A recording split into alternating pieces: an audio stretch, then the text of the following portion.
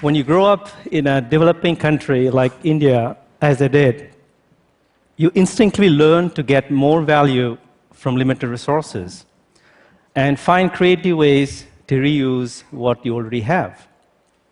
Take Mansukh Prajapati, a potter in India. He has created a fridge made entirely of clay that consumes no electricity. It can keep fruits and vegetables fresh for many days. That's a cool invention, literally. In Africa, if you run off of your cell phone battery, don't panic. You will find some resourceful entrepreneurs who can recharge your cell phone using the bicycles. And since we are in South America, let's go to Lima in Peru, a region with high humidity and receives only 1 inch of rainfall each year. An engineering college in Lima designed a giant advertising billboard that absorbs air humidity and converts it into purified water, generating over 90 liters of water every day. The Peruvians are amazing. They can literally create water out of thin air. For the past 7 years, I have met and studied hundreds of entrepreneurs in India, China, Africa, and South America, and they keep amazing me. Many of them did not go to school. They don't invent stuff in big R&D labs. The street is the lab. Why they do that? Because they don't have the kind of basic resources we take for granted, like capital, energy. And basic services like healthcare, education are also scarce in those regions. When external resources are scarce, you have to go within yourself to tap the most abundant resource, human ingenuity, and use that ingenuity to find clever ways to solve problems with limited resources. In India, we call it Jugad. Jugad is a Hindi word that means an improvised fix, a clever solution born in adversity. Jugad solutions are not sophisticated or perfect, but they create more value at lower cost. For me, the entrepreneurs who create Jugad solutions are like alchemists. They can magically transform adversity into opportunity and turn something of less value into something of high value. In other words, they mastered the art of doing more with less, which is the essence of frugal innovation. Frugal innovation is the ability to create more economic and social value using fewer resources. Frugal innovation is not about making do. It's about making things better. Now, I want to show you how across emerging markets, entrepreneurs and companies are adopting frugal innovation on a larger scale to cost-effectively deliver healthcare, energy to billions of people who may have little income but very high aspirations. Let's first go to China, where the country's largest IT service provider, Newsoft, has developed a telemedicine solution to help doctors in cities remotely treat old and poor patients in Chinese villages. This solution is based on simple-to-use medical devices that less qualified health workers like nurses can use in rural clinics. China desperately needs these frugal medical solutions because by 2050, it will be home to over 500 million senior citizens. Now, let's go to Kenya, a country where half the population uses M-Pesa, a mobile payment solution. This is a great solution for the African continent because 80% Africans don't have a bank account. But what is exciting is that M-Pesa is now becoming the source of other disruptive business models in sectors like energy.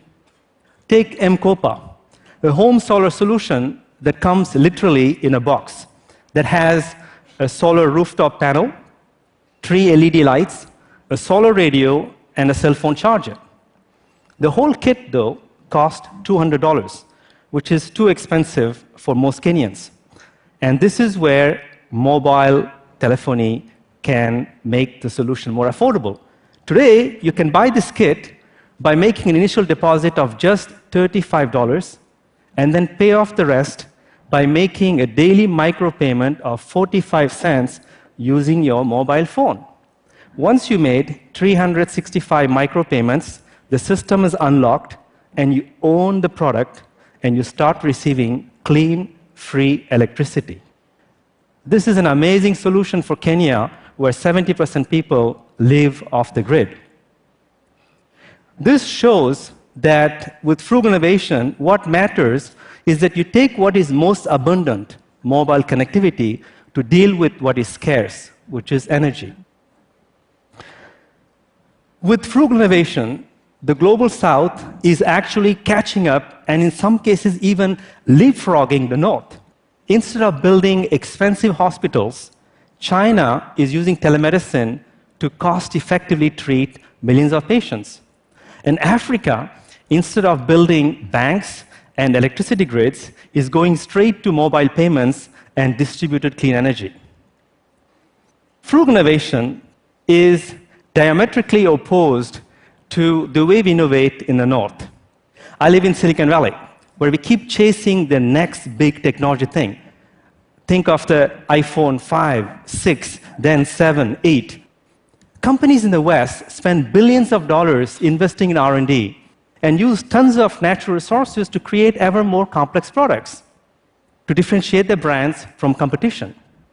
And they charge customers more money for new features. So the conventional business model in the West is more for more.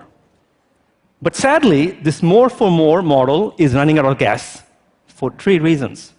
First, a big portion of customers in the West, because of the diminishing purchasing power, can no longer afford these expensive products. Second, we are running out of natural water and oil. In California, where I live, water scarcity is becoming a big problem. And third, most importantly, because of the growing income disparity between the rich and the middle class in the West, there is a big disconnect between existing products and services and basic needs of customers. Do you know that today there are over 70 million Americans today who are underbanked because existing banking services are not designed to address their basic needs? So the prolonged economic crisis in the West is making people think that they are about to lose the high standard of living and face deprivation. I believe that the only way we can sustain growth and prosperity in the West is if we learn to do more with less. The good news is that's starting to happen. Several Western companies are now adopting frugal innovation to create affordable products for Western consumers. Let me give you 2 examples. When I first saw this building, I told myself it's some kind of postmodern house. Actually, it's a small manufacturing plant set up by Grameen Danone, a joint venture between Grameen Bank of Muhammad Yunus and the food multinational Danone to make high-quality yogurt in Bangladesh. This factory is 10% the size of existing Danone factories and cost much less to build. I guess you can call it a low-fat factory. Now, this factory, unlike Western factories that are highly automated, relies a lot on manual processes in order to generate jobs for local communities. Danone was so inspired by this model that combines economic efficiency and social sustainability. They are planning to roll it out in other parts of the world as well. Now, when you see this example, you might be thinking, well, frugal innovation is like low tech. Actually, no. Frugal innovation is also about making high tech more affordable and more accessible to more people. Let me give an example. In China, the R&D engineers of Siemens Healthcare have designed a CT scanner that is easy enough to be used by less qualified health workers, like nurses and technicians. This device can scan more patients on a daily basis and yet consumes less energy, which is great for hospitals. But it's also great for patients because it reduces the cost of treatment by 30%, and radiation dosage by up to 60%.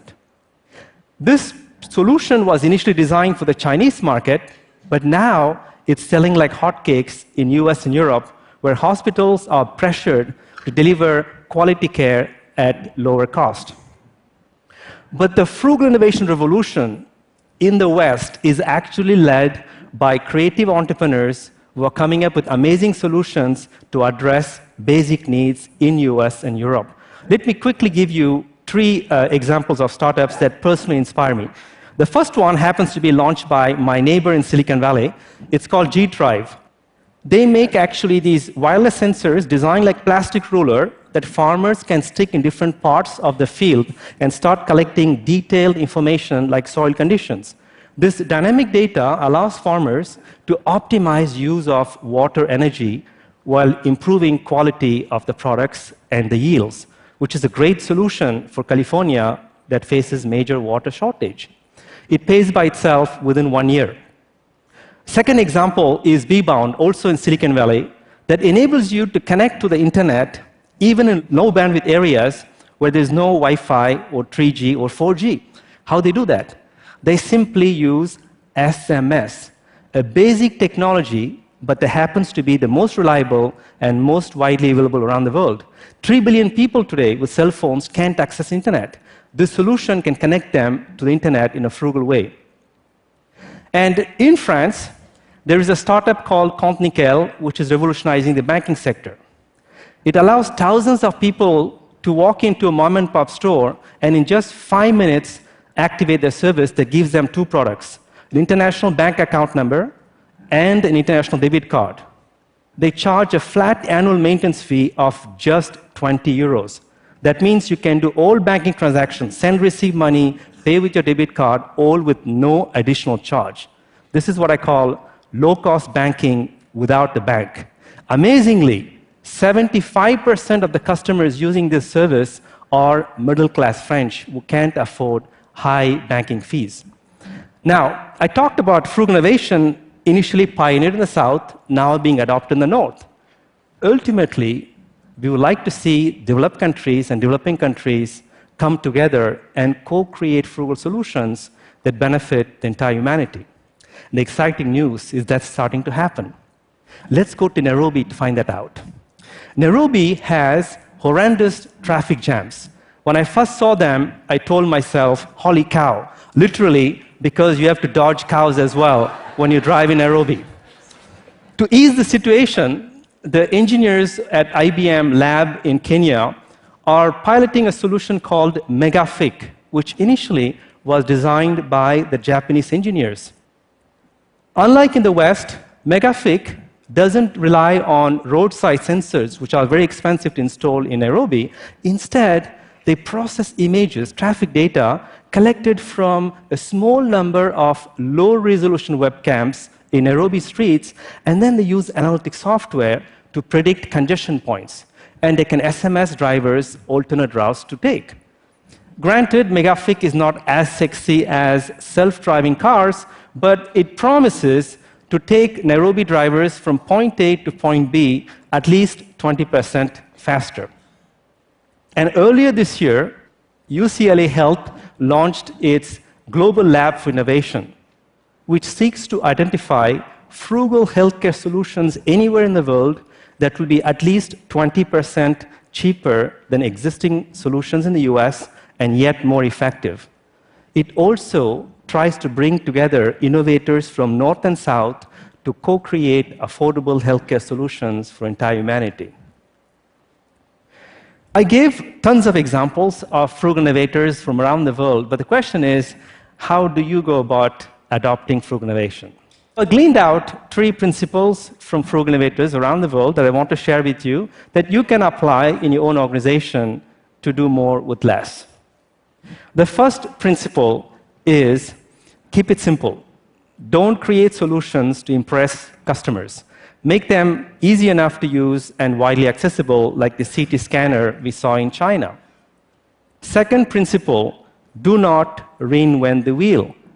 Try to leverage existing resources and assets that are widely available, like using mobile telephony to offer clean energy or mom-and-pop stores to offer banking services. Third principle is think and act horizontally. Companies tend to scale up vertically by centralizing operations in big factories and warehouses, but if you want to be agile and deal with immense customer diversity, you need to scale out horizontally using a distributed supply chain with smaller manufacturing distribution units like Grameen Bank as shown. The South pioneered frugal innovation out of sheer necessity. The North is now learning to do more and better with less as it faces resource constraints. As an Indian-born French national who lives in the United States, my hope is that we transcend this artificial North-South divide so that we can harness the collective ingenuity of innovators from around the world to co-create frugal solutions that will improve the quality of life of everyone in the world while preserving our precious planet. Thank you very much.